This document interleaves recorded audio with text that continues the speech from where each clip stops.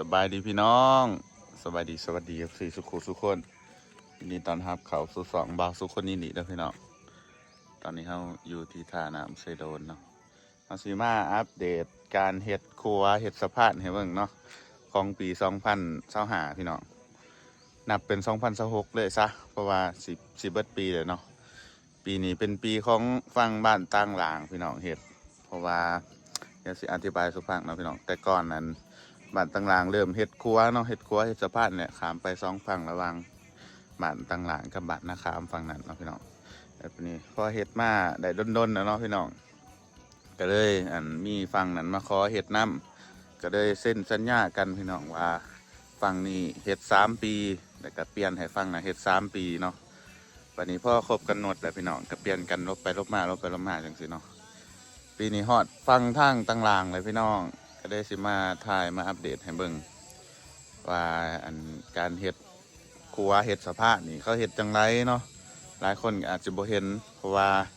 ตั้งแต่ปีก่อนๆบ่สุกกับถ่ายในคลิปในช่องเก่าๆพุ่นแหละก็มันก็บ่ค่อยละเอียดปานใดเนาะมาปีนี้สิถ่ายอัปเดตให้เบิ่งตั้งแต่ต้นจนจบพุ่นแหละพี่น้องแล้วก็สิมีคลิปถ่ายตั้งแต่เริ่มต้นทำอิฐจนฮอดจบร่วมลงในเพจนำเนาะเพจบาวสุคนอินดีพี่น้องแต่ว่ากว่าสิได้คลิปนั้นก็พุ่นแหละตอนเปิดสะพานแล้วพุ่นแหละเนาะพี่น้องมาเมื่อวานนี่เพิ่นเริ่มเฮ็ดแล้วเนาะพี่น้องแต่ว่าเฮาบ่ได้มาเมื่อวานนี่เพิ่นเตรียมเร่งสลิงเนาะหรือว่าเร่งเสือกให้มันตรงกับฝั่งนะพี่น้องเห็นเด้จากฝั่งนี้ความยาวของสะพานนี่นะจะประมาณ200 กว่าเมตรผมมั้งพี่น้องประมาณ200 กว่าเมตรแล้วก็ความลึกของน้ำประมาณ15-16 เมตรเด้อพี่น้องน้ำเซโดนบอลที่บาวซุกอยู่นี่วัดเบิ่งเนาะตามที่วัดเบิ่งตามอันนี้ก็คือเสาเป็นเจาะแผ่นปูนเนาะพี่น้องเมื่อวานนี้เจาะทางขาเจาะเสาเพื่อว่าเฮ็ดเคินว่าฐานอยู่นี่นะพี่น้องฐานของครัวของสะพานนะเพราะว่ามันบ่มีบอลขึ้นนะได้พี่น้องท่าอื่นถ้าถามว่าเป็นยังคือเฮ็ดท่าเก่าก็คือท่าเก่ามันเป็นท่าส่วนบุคคลเนาะพี่น้องท่าตรงนั้นท่าเก่าก็คือเขาเจ้าจะเฮ็ดของเขาเจ้าเองนะแต่ว่าท่าที่ว่าซุกยืนนี่เป็นท่าร่วมเนาะท่าสาธารณะสามารถเฮ็ดได้เหือก็ยังแรงอยู่เนาะไก่สิปิดฤดูกาลเหือเลยพี่น้องขันครัวสำเร็จกับเหือกับปิดใส่เลยบริเวณเถียวเนาะตามมาแลนเนี่ยบอกแลนได้แต่ว่ามันจะบ่มีคนขามก็ขามกว่าส่วนหลายเนาะไปใส่ผู้ว่าวนี่ว่าผู้ว่าวบนน้องแห้งบ่าวเอิกสวัสดีบ่าวเอิกจะสิไปใส่งานผู้สาวบ่โอ้ขอได้เว้ยอาจจะเห็นภาพตกน้ำเดี๋ยวซอสเด็ดแล้วนี่มันถ่ายเขาจะเห็ดครัวบ่าวเอิกไอ้น้องตายพี่น้องเดี๋ยวขอชิพาไปเบิ่งถ่ายคลิปอีกเนาะยูทูบเบอร์แล้วหันไปพี่น้องเดี๋ยวพามาเบิ่งเนาะเป็นเห็ดเห็ดแหลมไม้ไผ่นั่นนู่นนี่พี่น้องเดี๋ยวไปจักอธิบายจังไรเนาะเดี๋ยวสิพามาเบิ่งเนาะเพราะว่าปีนี้เดี๋ยวสิอธิบายฟังก็คือ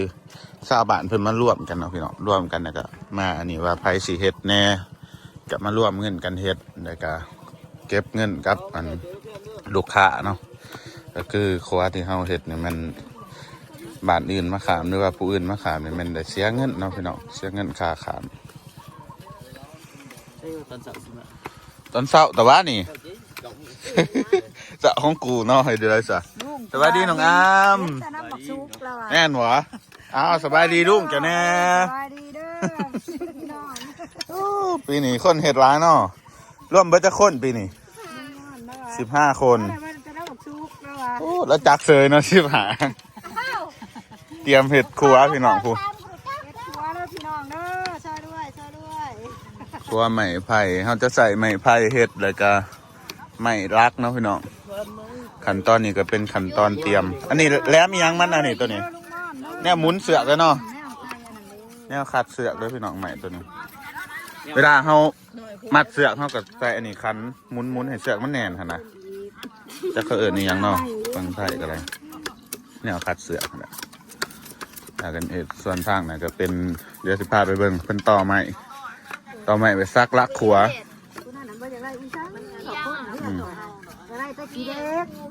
ขี้เล็กได้แล้วก็กระโดงนึ่ง ขี้เล็กโอ้ฝากไปทางอเมริกาบ่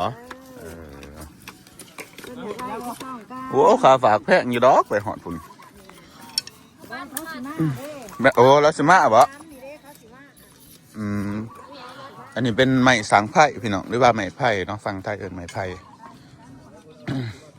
จะใส่ล่ำประมาณนี้เนาะพี่น้องความจริงเนี่ยเขาต้องใส่ล่ำใหญ่กว่านี้เนาะแต่ว่ามีตามเกิดเนาะตามธรรมศาสตร์พี่น้องก็มีล่ำประมาณนี้สำแคนเนาะความลึกของน้ำประมาณ16 เมตรพี่น้องมาเบิ่งการต่อล่ำไม้ไผ่ของเพิ่นเนาะนี่โอ้ก็สิใส่เสือกใส่ไม้นี่เขาก็ซื้อมาเนาะพี่น้องซื้อมามันก็เบิดงบหลายอยู่เด้อเฮ็ดสะพานนี่หลายล้านอยู่เด้อมันเป็นต่อเนาะโอ้ไม้ตัวเล้าเนี่ยเอามาคัดเสือกจังซี่พี่น้องเด้อคัดเสือกให้มันอยู่บ่ให้มันไม้ลงเครื่องกลับไปเสียอีก15 วัตต์อันนี้ใส่ไม้ไผ่2 ลำเลยเนาะ2 ลำมาต่อกันตามความลึกของน้ำเลยเพื่อปักลงกันเดี๋ยวสิทาเบิ่งไปที่ละหน่อยเนาะพี่น้องตอนขั้นตอนปักอันนี้แบบเตรียมซื่อๆอาจจะต้องประทานเด็ดปักเนาะมือนี้เนาะเตรียมอันนี้ซื่อๆเนาะต่อใหม่ไว้ซื่อๆโอ้ปะเถาอันนี้ก็เฮ็ดเป็นเนาะปะเถาเนี่ยเนาะบ่เป็นก็จำเป็นใส่เสื้อก็เลยพี่น้องบ่ได้ใส่เล็กบ่ได้ใส่ลวดเนาะใส่เสื้อเอาอย่างเดียวโอ้ยลวดบ่อยู่บ่มันเข้าเมียงไงเนาะเข้าเมียงไปลูกน้ำบัดละบ่อยู่บ่ได้เนาะต้องใส่เสื้อคน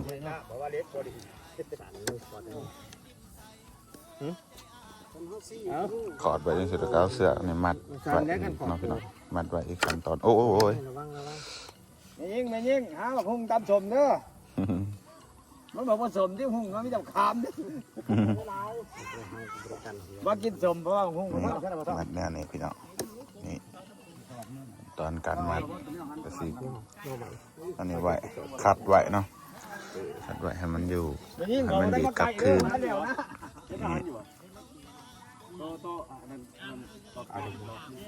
อันนี้เป็นภูมิปัญญาชาวบ้านเฮาเนาะพี่น้องตะกี้ก็เฮ็ดบ่เป็นหรอกเมื่อวันนี้ก็ไม่ให้เริ่มเฮ็ดปีตำอิด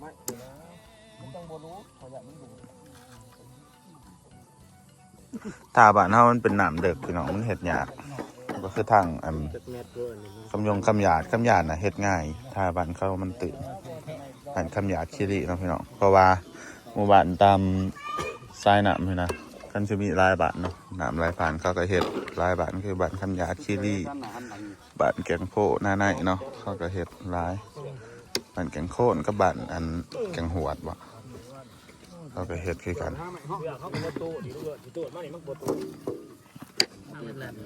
มัดไว้3-4 บอลเนาะขัดไปให้มันแน่นแล้วสิตูดมันนี่มันฆ่าผักสิตูดมันนี่ก็ไปวะละตันบ่แม่เพิ่นมาโปไว้ก่อนเขาเพิ่นบ่มาโปเสือมาต่อสิเนาะเพิ่นขอก่อนเสือกันพอดีแล้วเสือตัวตัดโมเนื้อเสือมัดไม่มันบ่เสือกันเนี่ยความยาวเขามันกะประมาณ10 กว่าเมตรคือเอาสุกหวานแล้วเนาะพี่น้อง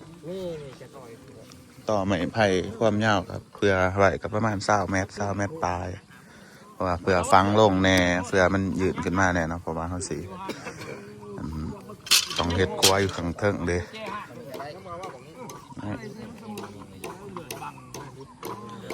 ซุ่มติดต่อแล้วคนก็เอามาไว้นี่เนาะพี่น้องสิเตรียมนี่เวลามัดเพิ่นก็สิมัดหลายขั้นตอนอยู่เด้อพี่น้องนี่ เอาไม้ถาบใส่น้ำนี่เห็นบ่ไม้ตัวนี้วันใดให้มันอ่อนก็ใส่แต่ไม้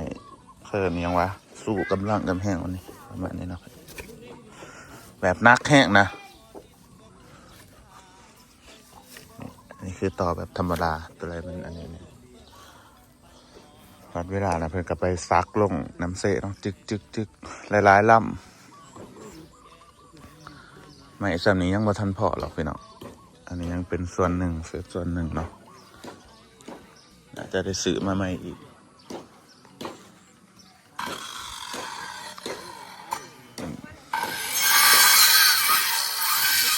หลายคนเฮ็ดซอยกันนะพี่น้อง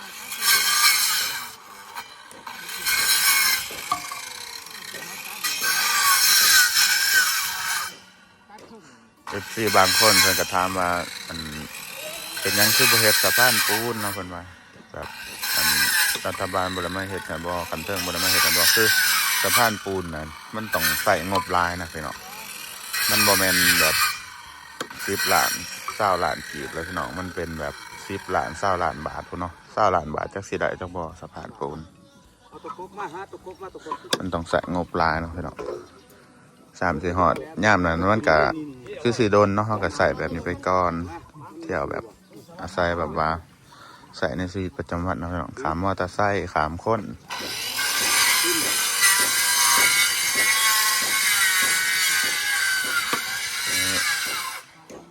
มันจะเป็นเตียงมันก็เป็นขั้นตอนแรกๆขั้นตอนทำอีทเลยเนาะคือเห็ดจังไรก็ได้ให้มันต่อใหม่ไว้ลายที่สุดนะพี่น้องต่อใหม่รวมๆไว้แล้วกันจังลงไปขั้นตอนซักอย่างเดียวซักแล้วก็ซักเดี๋ยวสิป้าให้เบิ่งหรอกติดตามไปเบิ่งที่ละ EP พี่น้องบาเขาสิใส่ว่าใส่คลิปว่า EP แต่ละ EP ไว้เด้อพี่น้องคันทายเกี่ยวกับตัวเกี่ยวกับสภาพ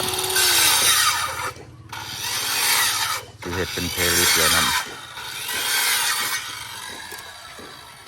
อันนี้เป็นตัดใหม่ไปเล่าไปซ่าแล้วก็เล่าเลยพี่น้องเล่าให้มัน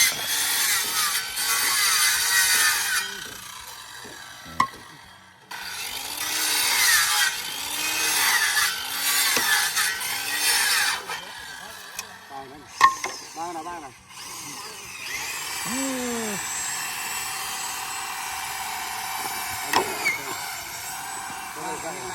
ภูมิปัญญาชาวบ้านพี่น้องน้ำหวยน้ำห้องนี่เฮ็ดสบายหรอกพี่น้องอันนี้น้ำเสโดน มันกว้างแล้วมันก็เลิกเนาะเฮ็ดยากเบิดงบหลายมันเป็น100,000 บาทตัวค่าเฮ็ดแต่สะพานไม้ไผ่นี่ก็ได้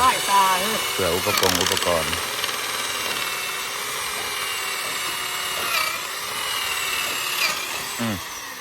ไล่ตา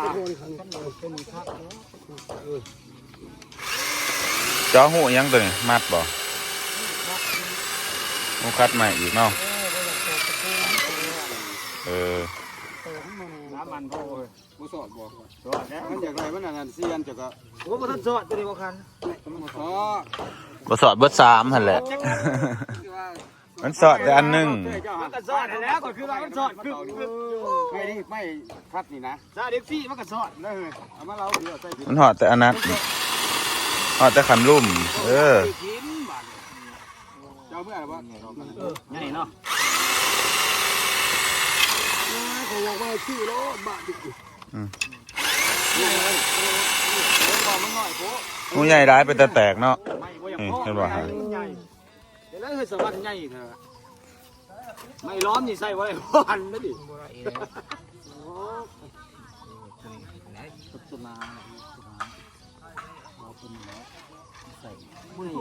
เป็นสิตอกใส่สิพี่น้องบ่ให้ไม้มันมุนหั่นนะให้มันแน่น บ่ให้ไม่มันลงเวลาเขาตอบ ๆโอ้บ่ให้ไม้มันโล่งเนาะ มันขัดไปเดี๋ยว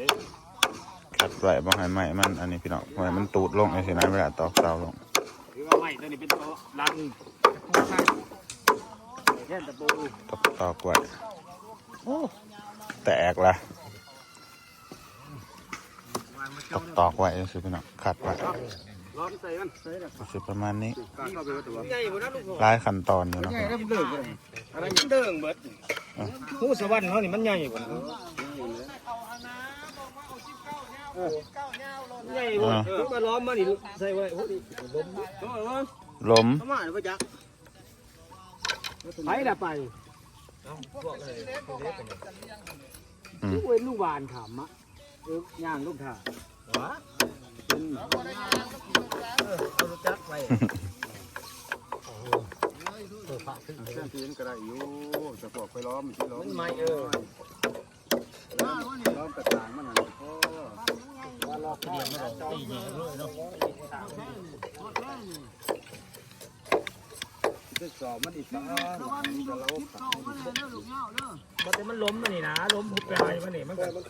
เนี่ยมันเกาะจะซื้อเขาไปใหญ่อยู่ ล้อมให้มันใหญ่ขึ้นนะบ่ ไปบีบไปหน่อยเอาอันต่อ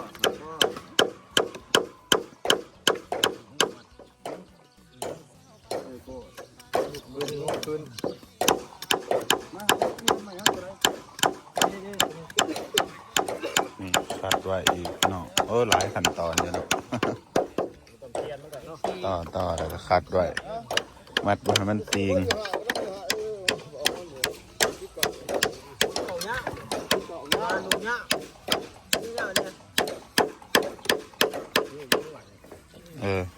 แน่นเยอะตัวนี้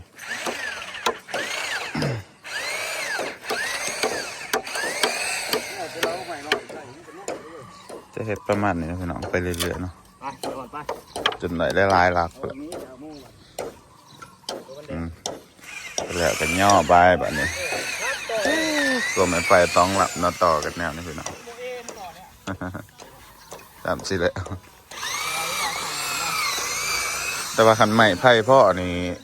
การสั่งสปะนี่ตามที่เห็นมาประมาณอาทิตย์กว่าพี่น้องก็แล้วอาทิตย์กว่าก็แล้วในการเฮ็ดนะ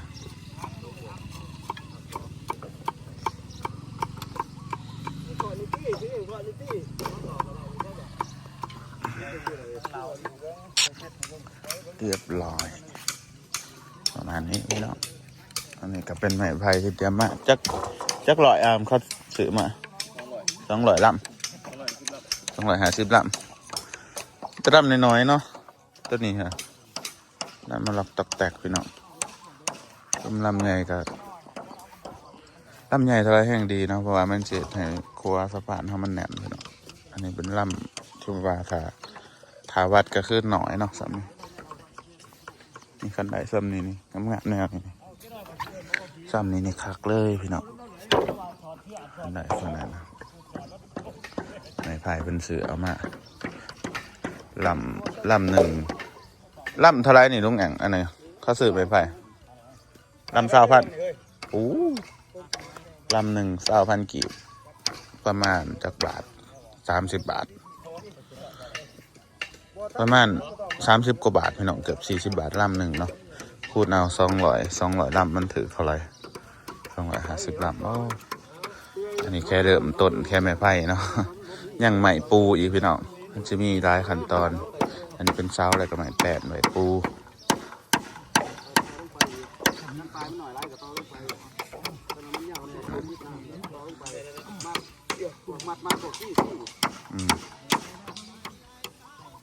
ต่อหมอ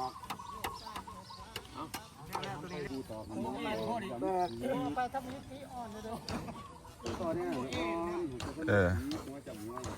ตัวนี้ใหญ่เนาะลำใหญ่ลำหมกเนี่ยเอาเดือดไปเนาะ